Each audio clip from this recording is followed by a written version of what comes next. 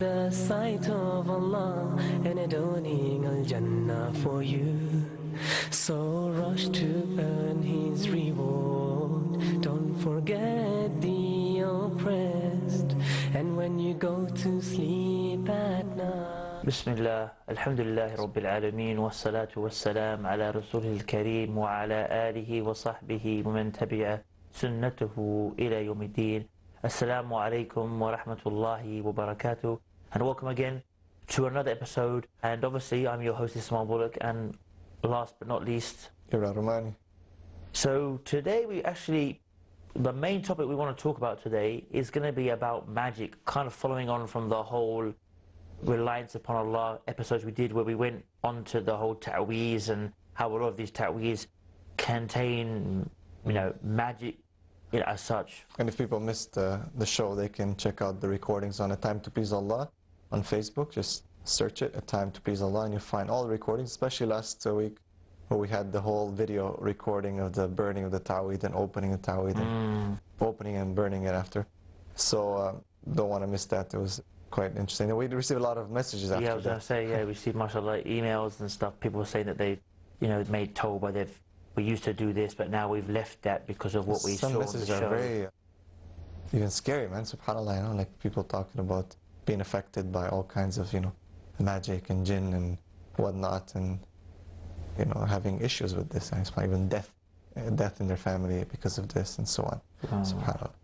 So yeah, we'll try to touch upon that, and we have today, inshallah, with us on the phone, it will be a brother, Muhammad Tim Humble, who has good experience, mashallah, with ruqya and with jinn and so on, and he knows how to deal with these things, alhamdulillah, I think, and he's also a student of Medina University, and he, mashallah, he has, because not anyone can just get into this field, not anyone just can wake up Ahmed or Muhammad can wake up any day and say, okay, I want to do ruqya, or I want to deal with these things. These are dangerous things, and these are things that are real, and you need to have some understanding of these things.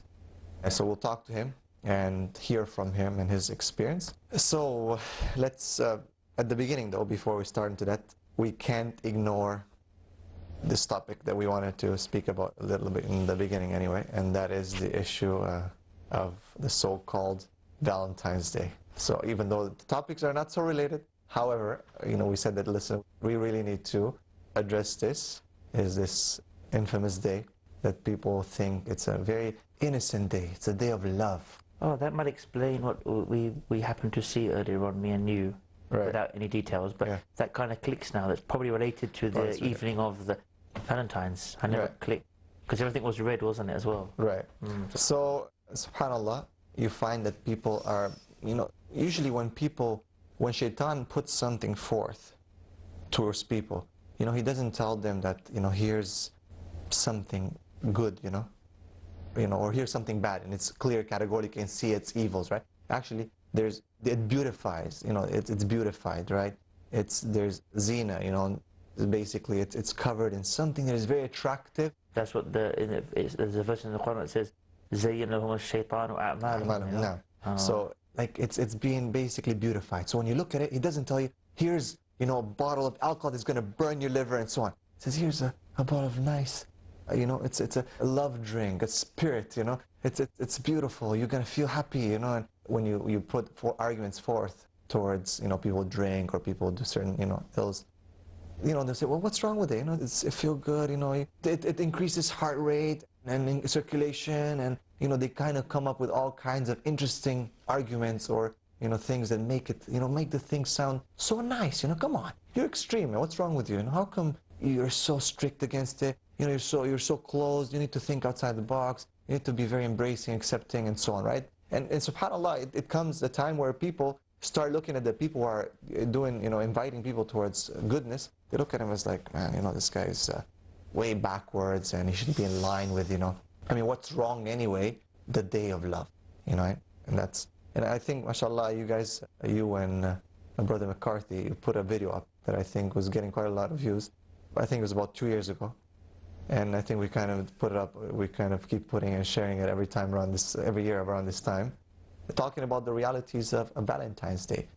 And I spoke to even to my students, and my students are joking at school, like, oh, teacher, tomorrow Valentine's Day, right? So I kind of gave them like just a breakdown, you know, just thinking rationally about what is Valentine's Day and what's going on and what's the background, and whether it is just a normal day where people express their love and it's just an innocent day, and how come we are opposing and so on. So what is Valentine's Day? Let's start with that. Well, I mean, there's different stories of Valentine's Day, right? There's a story of, if I can remember now, there's a story of a Christian, Christian. A monk. It was kind of like a monk. Who was put in prison, and then, if I can remember correctly, he cured a blind girl or something along these lines, and then she said, "I'll be your Valentine." It was that kind of thing. But I mean, that's just a modern day version.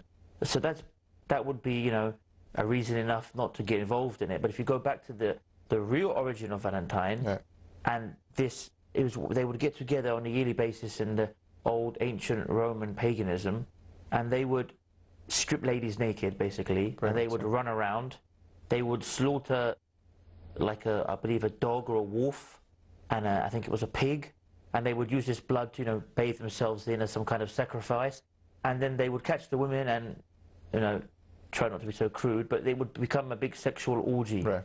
And this was how Valentine started. So apart from the zina and the fornication, the main issue here is the shirk again.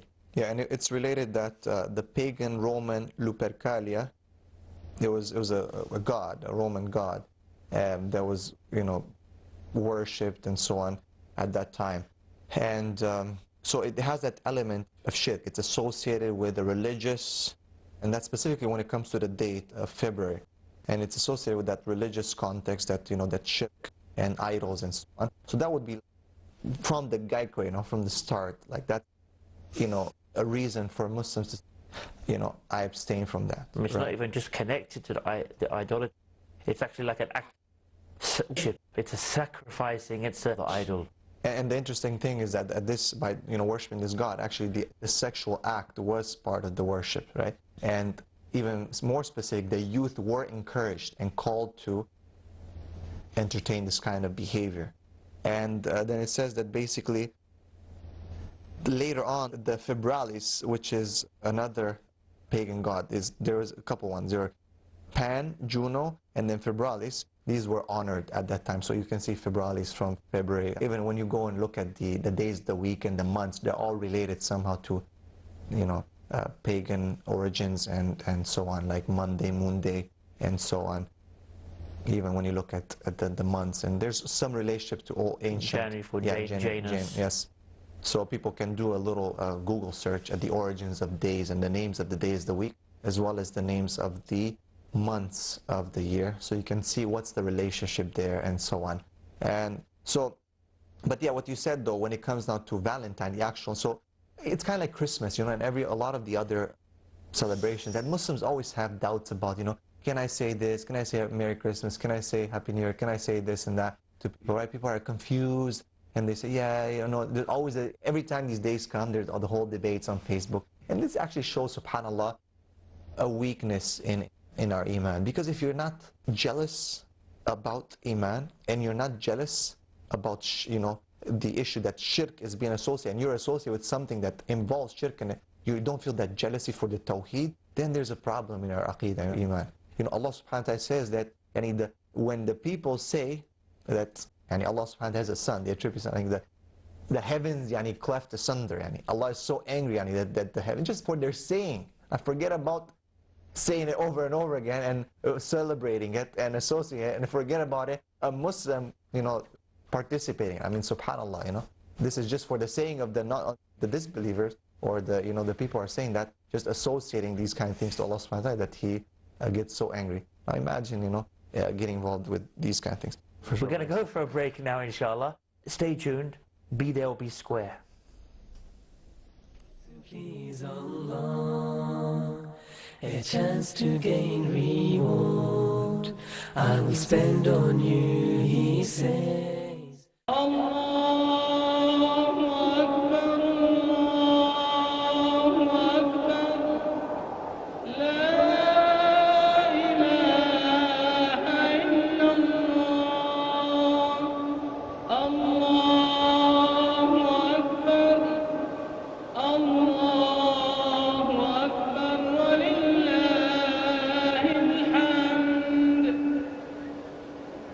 الله أكبر كبيرا والحمد لله كثيرا وسبحان الله بكرة وأصيلا وصلى الله على سيدنا محمد وعلى آله وصحبه وسلم تسليما كثيرا. Muhammad, Pearls of Prophet Muhammad, peace be upon him.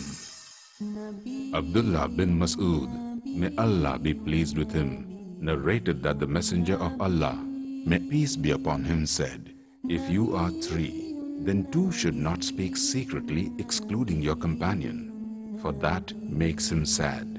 Sahih Muslim, Volume 3, Book on Salutation and Greetings, Hadith number 5422.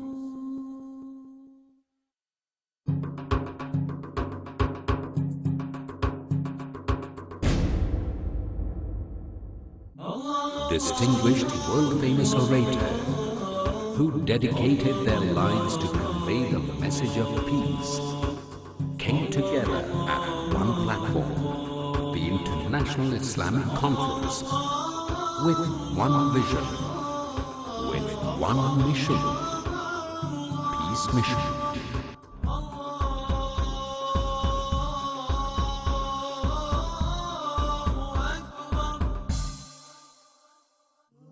I welcome all of you with Islamic greetings. Assalamu alaikum wa rahmatullahi wa barakatuh. Peace Mission, next on Peace TV. A time to please Allah, a chance to gain reward.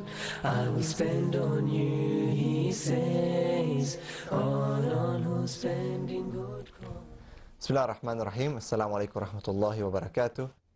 Welcome back. Yeah, going back to the whole issue of Valentine, which was, he was a monk, as you said, and he was, in some accounts it says that he used to basically marry youth in secret. Oh, right? yeah. Right, so that was one of the things, the whole love. Youth who could not come together, they were in love and so on, but they're hiding, and you know, the parents maybe were not agreeing, or culturally or whatnot, you know, maybe they're involved in some premarital things, and I think so he it was something to do with the rulers at the time. There had to be a certain way that had to be done, and it was very hard for people to do it. Yeah. So he looked at it as some kind of a, you know, some rewarding thing to do.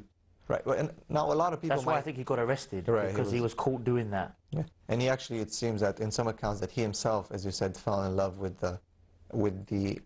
that girl was the daughter of the person who would take care of the jail. So the keeper.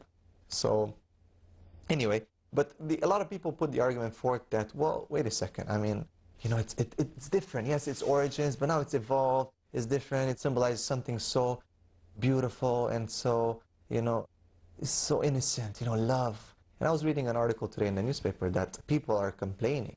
Even non-Muslim parents are complaining that their 11-year-old daughters and, you know, sons are, you know, they want to find a boyfriend or girlfriend for Valentine's Day.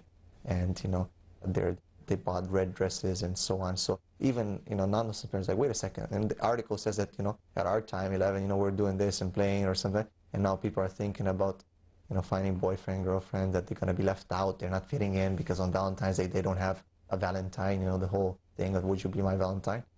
And so on. So what are some arguments that we as Muslims could put against this? Now, let's, obviously, from the start, the whole shirk issue and the whole origins, this is something that should stop someone.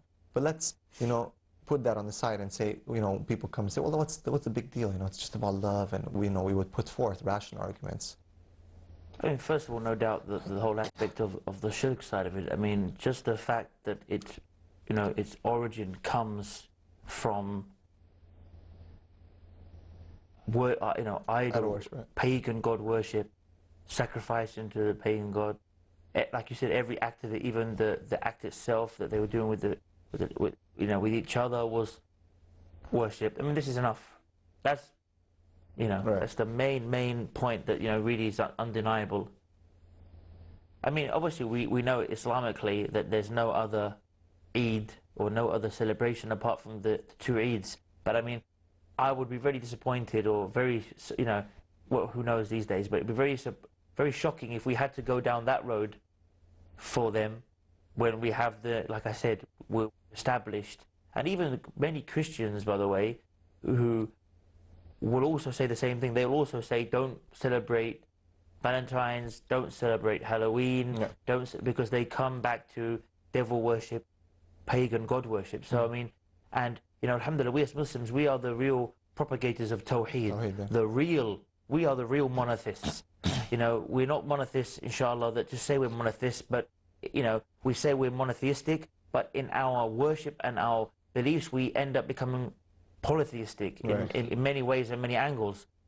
So if other people who don't implement the monotheism fully, then are saying stay away from it, then how can any of us Muslims who, inshallah, calling to the Tawheed, to the oneness of Allah, how can we then doubt or say, no, it's not a big issue, or that's not big extreme, I mean, that should be more than enough. And not just that, maybe people have removed the whole concept of we're not worshipping anything, any god or anything like that. It's not associate anything with any idol. But the whole concept of how the original people used to worship, the whole, sexual engagement and so on, that's, I believe, the whole point of Valentine, right? The Valentine's Day, is that people get together and commit these acts of fornication, adultery, and so on. That's what it culminates. The whole day is supposed to culminate in that. That basically is leading towards an act of zina. And this is something that, subhanAllah, we know very well that this is something that violates the Islamic rules. And not just that, the whole concept of the institution of the family, the whole concept of love, actually, subhanAllah, actually contradicts love. Imagine that. People say, well, this is the day of love. What is love in the first place? People need to understand that.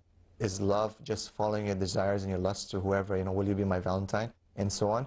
Or is there something, bigger and greater than that? Is love something pure? Or is love something that is, driven by lust and by desires and by, just, self-centered type of, feelings? And that's the whole point that people are saying. They're using this word love, but it's such a cheap word today, right? People are not defining it. What does it mean? What is love? I love to do this, I love to do that. But what is that love, right? I mean, come on, an 11-year-old girl or 11-year-old boy to look for Valentine's, and we know what happens later on and so on. So the issue is that the whole concept of this, the sexuality and the acts, and these are all parts of these, this day that is pushing and it's being pushed over and over. Be it, what the places are, the whole commercialization of the day, right? It's all painted in that sexualized, way. And everything that goes with it, right? And this is where Allah subhanahu wa ta'ala says, وَلَا تَقْرَبُوا zina. Don't even come close to zina, subhanAllah. Don't even get close to it. It doesn't say don't commit zina. Don't come to it. So anything that would lead to it, as the principle of fiqh, is that anything that leads to something haram, it itself can be haram. So, of course, even the whole, it's not a big deal. It's just, parents sometimes even say, it's so cute. Look at that.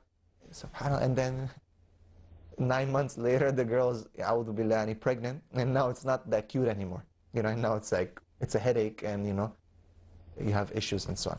So this is something that parents really have to think about. This is something that youth have to think about. It's something that Muslim youth have to think about it.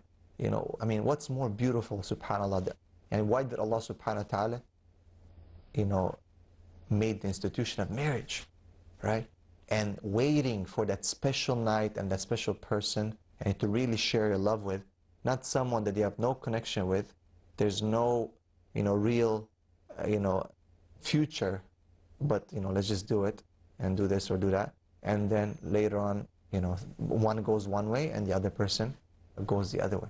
SubhanAllah. Yeah, so this is the issue with Valentine's, and people really need to think about it. And specifically the youth, right? And I think,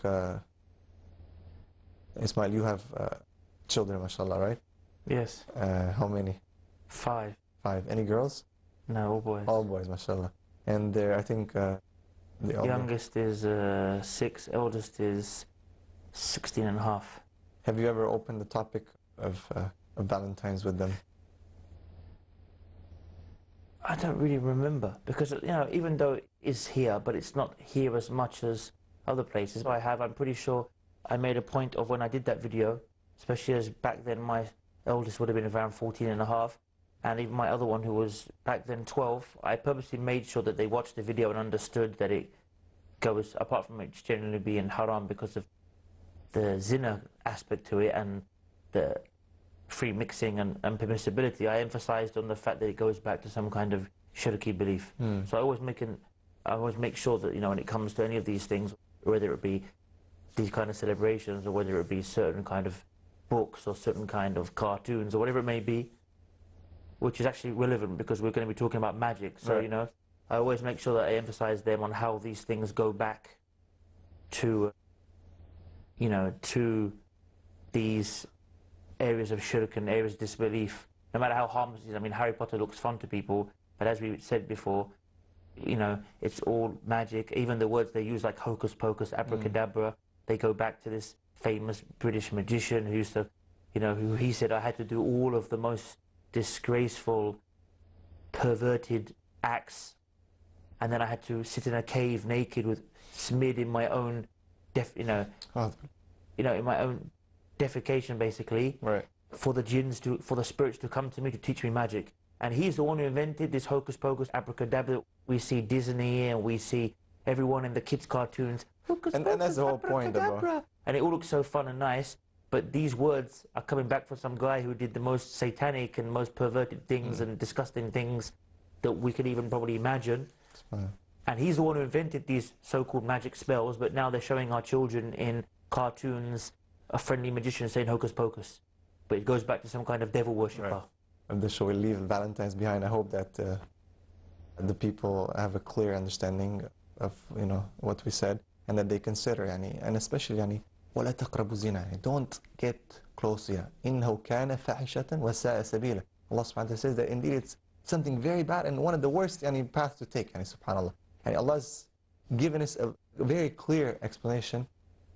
And again, if you want to feel the, the real meaning of love, for this manifestation of love, but through a halal means. There's a way to go about it. You got halal and haram. And people are pushing the haram. And here's the halal, Allah is allowing you to, okay, you want to be in love? Okay, here it is. You want to satisfy your desires? Here it is. Okay. I think we have a phone call, and we have Mustafa from Libya. Assalamu alaikum wa rahmatullah. I think we have a phone call, Mustafa from Libya. Assalamu alaikum. Assalamu alaikum. Alaikum salam wa rahmatullah. Hello, Sheikh.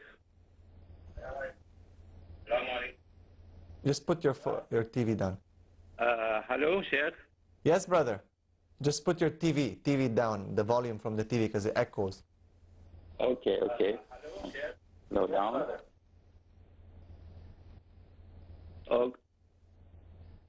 Okay. Good. How are you, Sheikh? We're good, alhamdulillah. I need to share a point with you. I mean, what is the age you see it is possible for the marriage? I mean, I have a friend, his age is 19 or 18, and he tell me that it is not a nice age for the marriage. Do you think it is the marriage should be for 19 or 20 or what? I need your advice for this. Barakallah. Jazakallah. Hello? Yes. Thank you. Ismail, what do you think? Good question. I would say that it depends on every individual, but the Prophet ﷺ, he encouraged people to marry young. He said, "O Shabab, whoever from you can marry, then marry, otherwise let him fast." So those who are able to marry should. For example, I married when I was 17.